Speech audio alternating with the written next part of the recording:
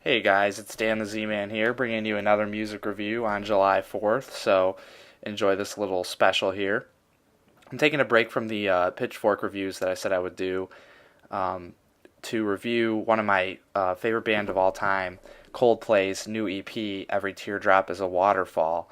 And if you don't know me well, Coldplay's always been an influential band. It's kind of the band that got me into rock music in the first place when I first heard Speed of Sound on X and Y's album. But what really made me fall in love with them was A Rush of Blood to the Head, their 2002 album.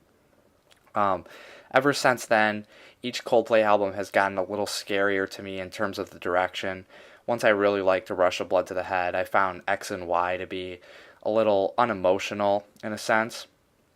And I was scared that their next album would be, similar, but it bounced back into a little more in the emotional direction, but also a little more, sweet and a little too sheen in the production. And so that's why I think this album was really a key album in terms of their direction and if I'd be a fan anymore. The first song that you heard, Every Teardrop is a Waterfall, really turned me away initially, and it still kind of is. The lyrics are just really bad to me. Just cheesy metaphors like the title of the song in general are just, all throughout the song.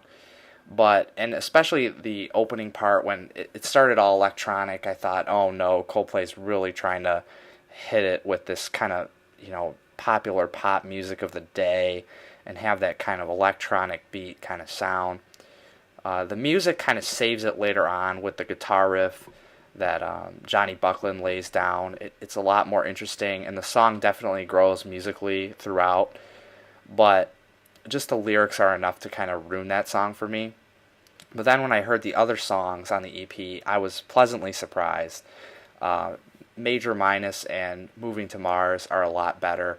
Moving to Mars reminds me of stuff, in the Parachutes era even. It starts out really slow, kind of a piano song, and it slowly kind of expands and kind of opens up a lot like Amsterdam would. So I'm going to let you listen to that one right now and see what you think.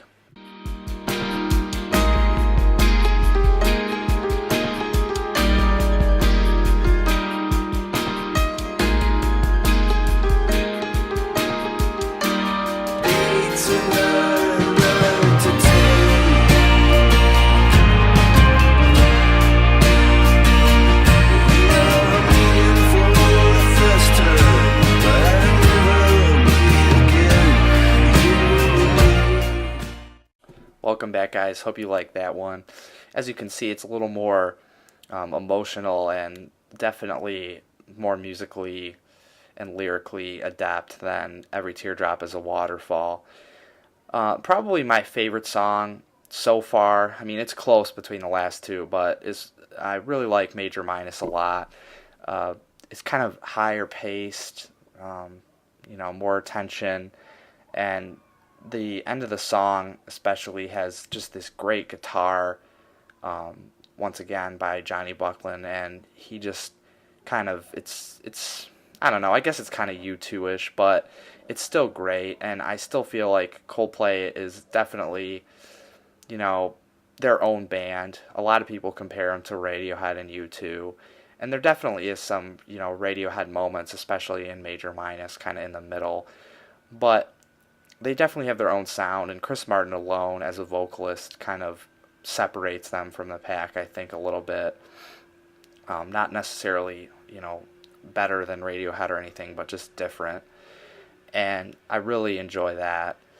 Overall, I guess I would say that how I'd rate this album is just basically song by song rating and taking an average, because there's just not enough material to really judge it any other way.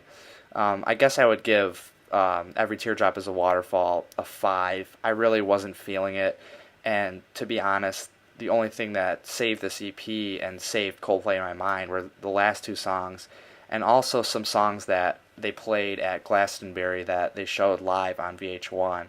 There was a couple other ones that also were pretty good songs, and it makes me think that this album coming up will be, at least the same quality, if not better, than Viva La Vida. And with that, the last two songs I'd both give 8 out of 10s. I really enjoy them. I've been listening to them, every day.